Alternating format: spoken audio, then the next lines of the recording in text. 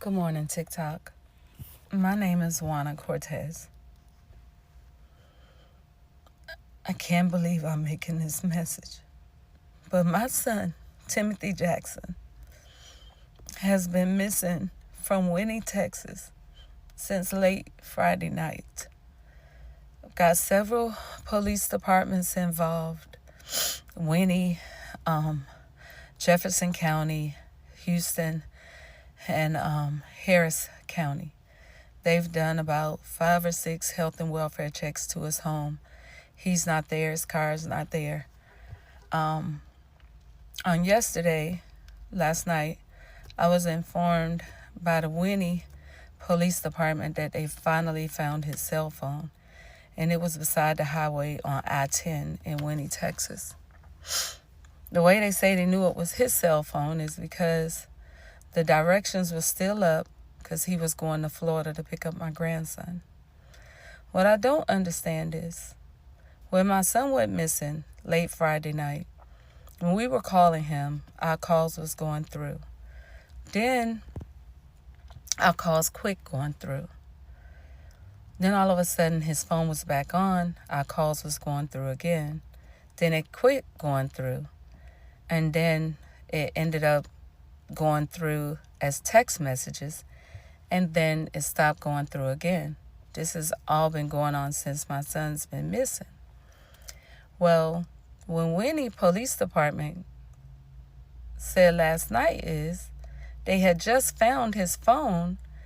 It was beside the road with an interstate where they had supposedly sent several other police officers who hadn't found his phone.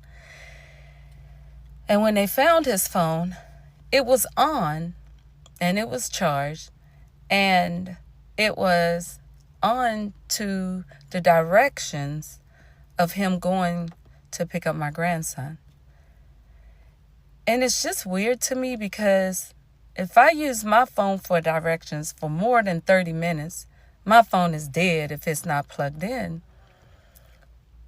But you're telling me that you find his phone almost 2 days later, it's charged, and it's on the directions that he was headed in Florida after 2 days?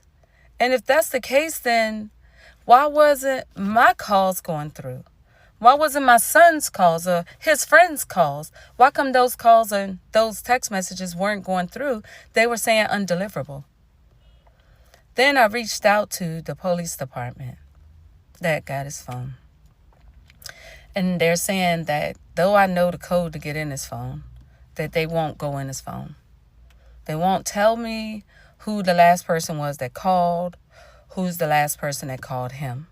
They won't tell me who's the last person that texts, who's the last person that he texts. It's just so weird. It's just so many things that's just not adding up. I've called Houston. They have done about 7 or 8 welfare checks to my son's apartment. And he's not at his apartment. His car is not there. Where's his car? Where's my son? My son just moved to Texas in February. And now he's missing? And all you have is a phone that you're telling me was charged after 2 days of being on the interstate by itself? And what did all those other deputies do that went out to this location that searched for this phone? How come you found it? What happened to the other deputies? How is it that this phone is on? And it's just so many things I just have so many questions. The hardest part is the not knowing. Is my son okay? Is he not okay? Is he wishing for his mother? Is he crying for his mother? My son's birthday is July the 20th. I'm trying to keep it together. I still apologize. But please share this. Please help me find my child. I don't know what to do. I've prayed. I fasted. In the last 3.5 days, I've probably been asleep maybe 3 hours. It's hard to sleep not knowing what's going on with your child. Please, please help me. Please share. That's all I ask. Thank you.